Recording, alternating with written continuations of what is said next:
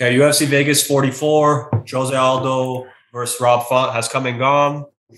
Uh, Thankfully, the card ended up being pretty solid compared to the horribleness that was prior to last week. We had a week off, and then we had Misha Taint and I don't know, Furtado or something like that. So Last we're week back was to horrible too. There was no UFC at all. that's true. Honestly, I think I preferred last week over the week before. But so big. This was a big fight for Rob Font entering. Definitely his biggest name on his resume leading in. Both men were on an upward trajectory entering this fight. Rob had won, I want to say, five in a row entering, one, two, three, four entering. And his last fight was against Cody Garbrandt.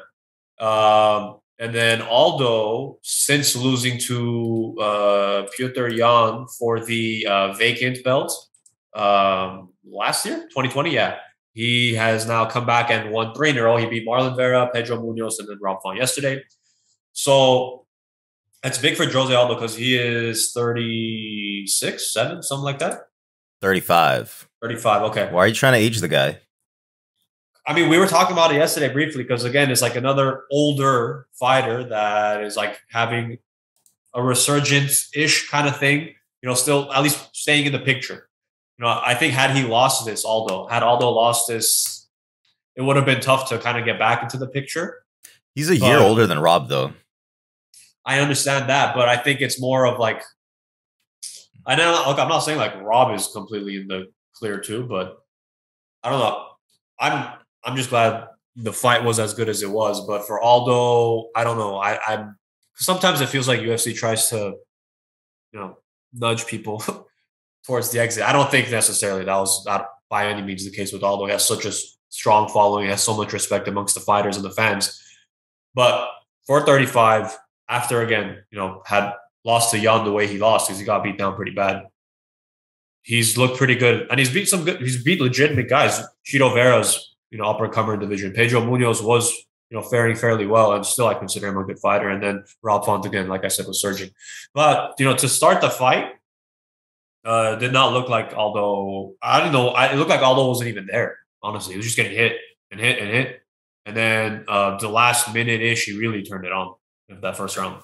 Yeah, I mean, and that when they went to decision, I was thinking it was going to be a 49-46, and we only had one judge score it that way. I don't know how they saw that first round and decided, you know what, Aldo took that, because I agree with you 100%. I felt like Rob was dominating the first, and then the rest of the fight is where Aldo just kind of took over. Yeah, and like handedly, like the other four for sure. rounds, I don't even think we're in dispute. It's just strange. How does that justify giving him a round? Yeah, I mean, you know how they put up those stupid tweets like in between, like as the round is starting, whatever. And I think every single one said, "Oh, Aldo stole it with that knockdown." I mean, the knockdown was sick, but had it been a little bit more balanced, you could be like that. Yeah, that was the clincher. I mean, from what I'm remembering, it was pretty thoroughly controlled by Rob. I remember watching that first round. I'm thinking, I'm like, is this going to be the whole fight? Because Aldo, like, I was thinking, like, why is he not fighting? I was going to say, why is he fighting like that? But he wasn't. He was just kind of moving around.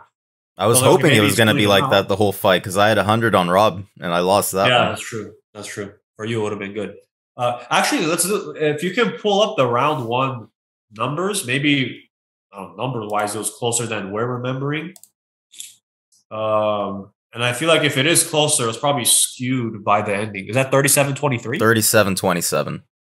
Okay, yeah. So again, not particular. And Rob is red, I'm assuming, right? Yes. Yeah, so I don't really know. I mean, I understand a knockdown's a big deal, but if the knockdown is all you had towards the end of a round, it's not even enough time, in my opinion, to kind of work.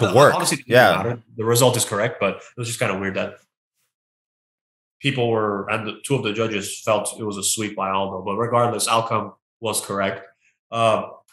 I saw someone from MMA Junkie, I'm forgetting her name, one of their journalists put up a tweet about like potential matchups after, which I kind of was interested in seeing as well. It was obviously Jan Sterling to get that situated, and then Aldo versus Dillashaw, and Font versus Sandhagen.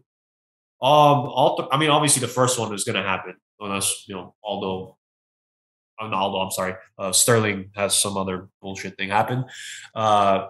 Dillashaw and Aldo is kind of interesting because you would assume that's a number one contenders match. Whoever wins that faces the winner of um, Sterling and Jan, and then Font and Sandhagen. That kind of makes sense to me too because Sandhagen, had the back-to-back losses for the title. Font just lost after a 4-5 win streak. You're gonna have to build back Sandhagen somehow because I don't think he's one or even two fights necessarily away from a title shot again because he had back-to-back and he lost them both.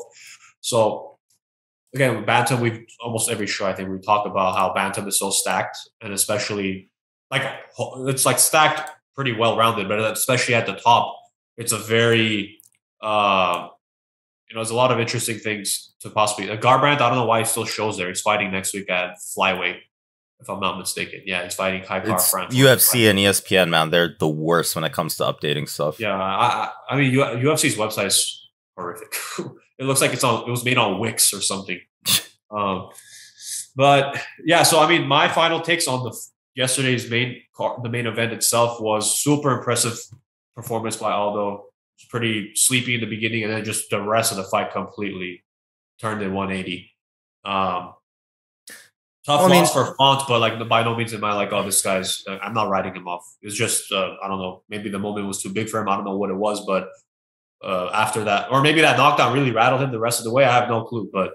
I mean, I'm guessing that's probably what happened because, but to be fair, also if we go back to the round, the numbers by round, Font still had output. For sure. Even though he was being controlled. Oh yeah, significantly, and he was still going. So it's not so much that. Definitely, I think he was winded.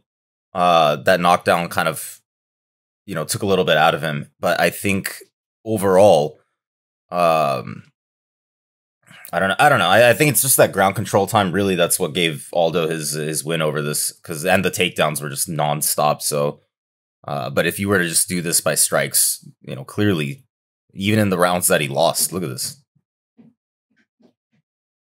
Can you go to round 5? What are the round 5 numbers? So 35 total strikes for Rob, 17 for Jose, and 18 significant strikes. Which 15? Yeah. Yeah, so I would say the first half or so of that round was definitely Rob because I mean we were saying it too, like he's got to finish to win this fight at this point. His corner said the same thing to him, and it looked like he was really going for it. Then ultimately Aldo ended up on top of him and then just pretty much waited for the fight to end. Aldo really didn't have much intention to do anything. I mean, just strategic play. You can like it, you can dislike it. I get it because he's like, he was probably assuming I for sure have at least 3 rounds in my hand entering this fight. Let's not give him any daylight because Rob is by all means a very dangerous fighter. So I don't really like the play defense to win thing after you're up too much, but I get it. So let's see what matchmaking kind of ends up doing. I am interested in seeing Dillashaw and Aldo. Although I also don't really like Dillashaw kind of getting propelled just because he won one fight after being gone for 2 years. We discussed this whenever he fought Sandhagen. In general, I don't really like that too much, but I mean, it was a super impressive win against a big time guy.